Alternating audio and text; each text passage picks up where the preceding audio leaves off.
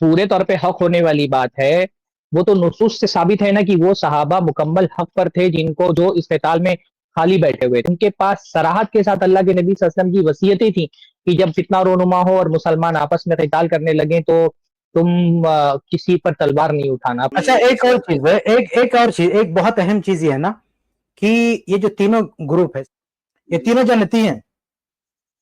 ये साद बिन अबी वक्कास ये अशरे मुबशरा में से हैं, अली रज़ियल्लाहु भी अशरे मुबशरा में से हैं, और अमीर मुआविया भी जन्नती। सही बुखारी की हदीस है जो समुद्री गज़वे के बारे में, तीनों जन्नती हैं। इन तीनों में साद बिन अबी वक्कास वाहिद सहाबी हैं जो ये एतराफ कर रहे हैं और ऐलान कर रहे हैं कि हम अकबर हैं और हम नसूस की पैरवी कर रहे हैं। इसके अलावा अली और मुआविया रज़ियल्लाहु अन्हुमा, इन दोनों में से कोई ये नहीं कह रहा कि हम नस की पैरवी कर रहे हैं। ये दोनों इज्तिहाद कर रहे हैं। साद बिन अबी वक्कास रज़ियल्लाहु ने कभी ये नहीं कहा कि हम जो अलग-अलहदगी इख्तियार कर रहे हैं ये अपना हमारा इज्तिहाद, हमारी सोच है।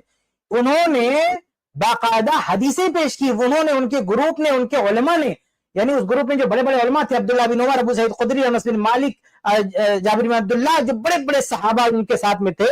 अच्छा, याद रहे, एक अहम बात ये भी ज़हन में रखें कि वो सहाबा जो साद बिन अबी वक्कास के साथ थे, जब खवारिज के साथ अली रजी अल्लाह तआला ने कत्ल किया तो उसमें से बहुत सारे लोग आके शामिल हो गए।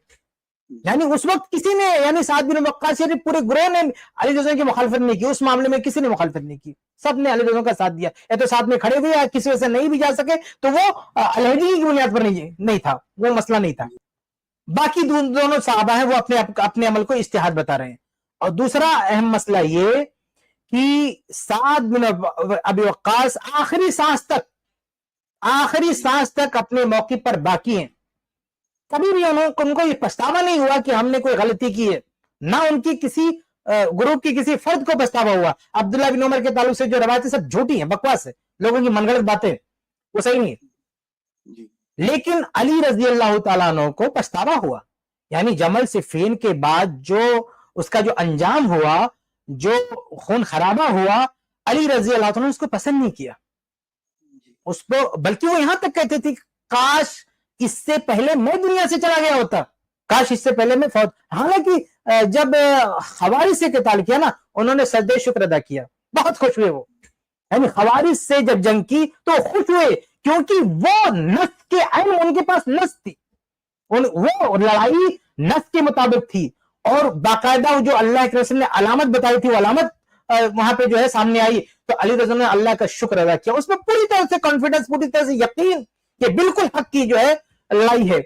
लेकिन यहां जमल सिफ़ीन इस मामले में अली रज़ी का वो मौकिफ नहीं था।